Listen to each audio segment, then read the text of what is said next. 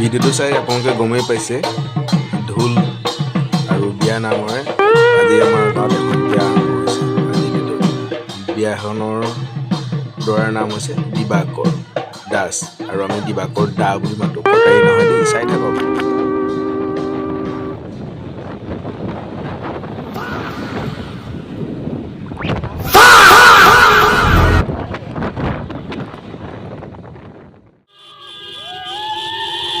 আৰু আমি কইনাক আনিবলৈ গৈ আছোঁ আৰু ওচৰতে, বেছি নহয় 5 কিলোমিটাৰ অন্তত।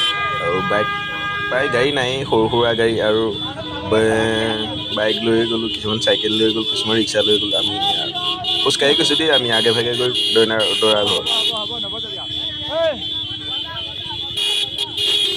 আৰু ৰাস্তাটো ঠেক আৰু পুৰা হৰ্ণ বজাই আছে, কি ক'ব উপায় নাই। তাৰপিছত আৰু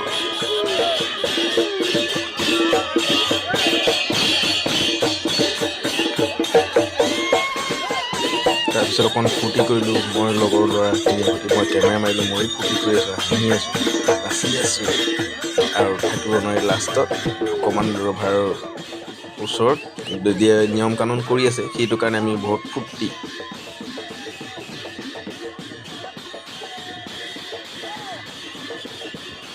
আৰু আমিও দিয়া নাই নহয়, চাওকচোন চাউল মৰামৰি কৰি আছে, আমিও মাৰিছোঁ বহুত চাউল।